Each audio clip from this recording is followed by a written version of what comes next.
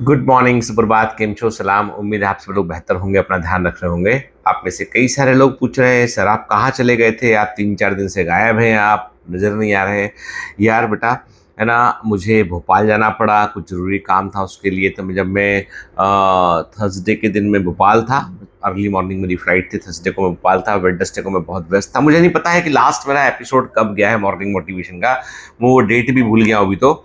लेकिन मैं गुरुवार, शुक्रवार, शनिवार, रविवार बहुत व्यस्त रहा हूँ। मैं भोपाल था, भोपाल में जाके ना क्या होता है कि पूरी टीम है ना अपनी, भोपाल में भी है, मुंबई के अंदर भी है। तो अब वहाँ पर जैसे कि जो ऑफलाइन बैचेज है उनका क्या होना है, कौन से बैचेज बन रहे हैं, तो बहुत सारी चीज़ें देखनी होती हैं जाके। तो वो सब देखा, प्लान किया वहाँ जाके।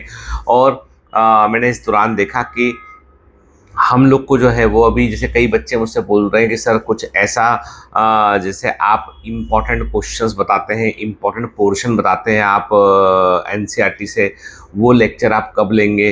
तो मैं बेटा वो लेक्चर का जल्दी से आपको एक शेड्यूल अनाउंस कर दूंगा आपको मैं। तो मैं आपको जो है मतलब मैं चाह रहा हूँ कि मैं आपको कुछ इम्पोर्टेंट क्वेश्चंस एनसीईआरटी से पेज वाइज अच्छे क्वेश्चंस जो निकल सकते हैं, क्योंकि हमको लास्ट मोमेंट पे हमें बायोलॉजी को ठीक से रिवाइज करना है। 50% नंबर सिर्फ बायोलॉजी के, है ना। 720 मार्क्स में से 360 मार्क्स अकेले बायोलॉजी के हैं, बाकी रेस्ट ऑफ द 360 मार्क्स जो है वो फिजिक्स और केमिस्ट्री के हैं, ठीक है। तो बायोलॉजी को हम अवॉइड नहीं कर सकते हैं।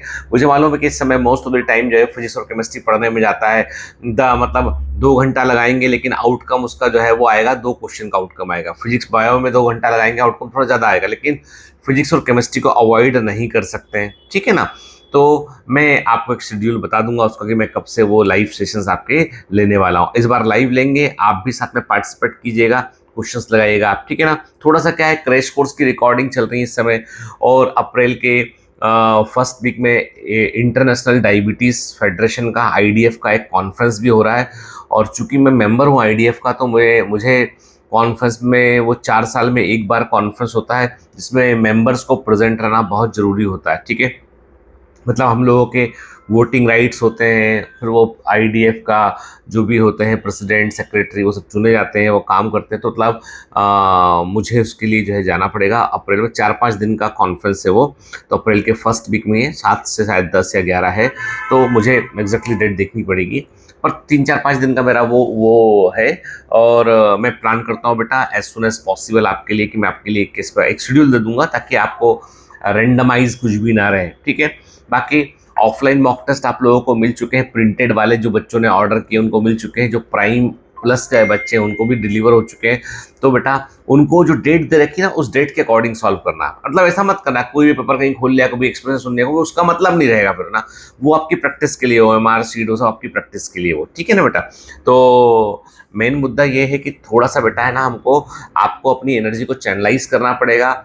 मतलब मैं सच कहा तो जब मैं व्यस्त होता हूँ ना, तो मुझे मालूम नहीं चलता है कितने दिन गुजर गए, कितने घंटे गुजर गए।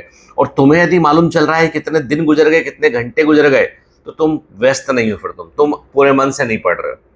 मुझे सच बता रहा हूँ, मुझे ऐसा लगता है कल ही मैंने रिकॉर्ड किया आपके लिए, क्योंकि मैं इतना हैवीली ऑक्यूपाइड रहता हूँ कि मुझे पता ही नहीं चलता कि टाइम कब निकल गया है पूरा, ठीक है।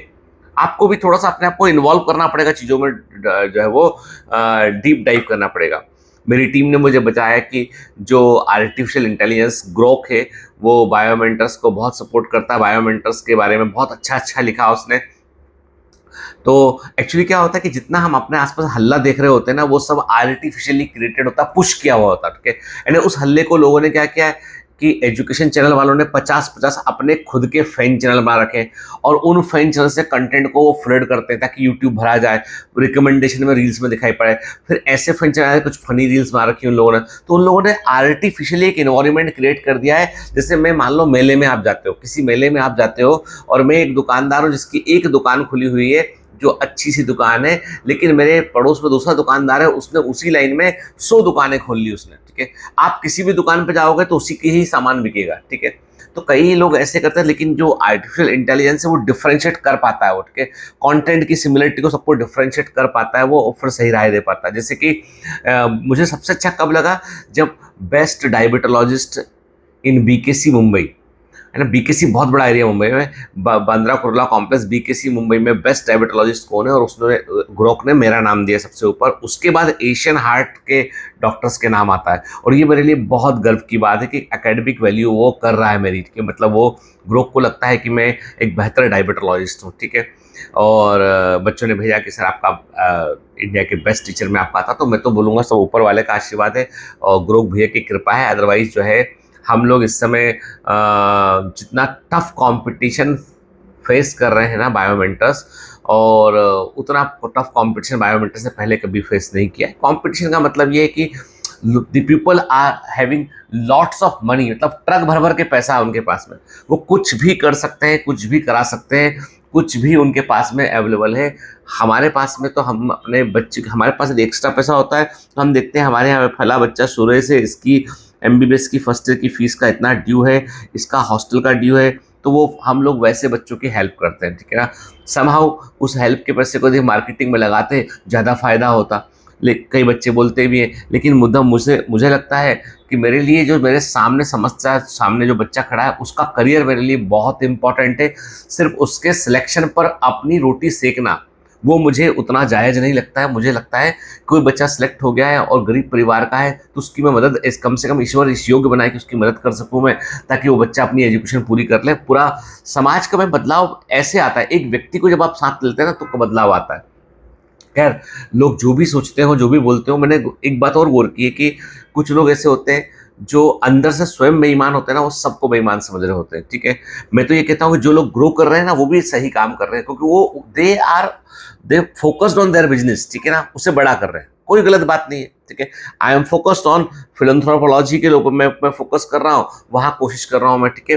खैर, जो भी है, देखो क्या होता है कि आपके इंटेंशंस जो होते हैं ना वो ही आपकी इंटेंसिटी को तय करते हैं, ठीक है। जब हमें लगेगा कि हमें बिजनेस को बहुत तेज ग्रो करना तो हम भी कर लेंगे, ठीक है। मुद्दा भी सिर्फ इतना सा है कि I am not considering this as a business, I am considering education is a mean to change your life, ठीक है ना, a tool to change your life. उसके अकॉर्डिंग मैं इसको देखता हूँ, ठीक है ना। मैं देखता हूँ कि एम्पावरमेंट जो है ना वो शिक्षा से ही आ सकता है। अभी हम लोग जो एक मिडिल क्लास या लोअर मिडिल क्लास फैमिली है उसके पास क्या है बदलने के लिए? अचानक से कौन सी लॉटरी लग जाएगी? उसकी लॉटरी सिर्फ एक ही है, उसका लॉटरी का टिकट सिर्फ एक ही है, वो है एजुकेशन।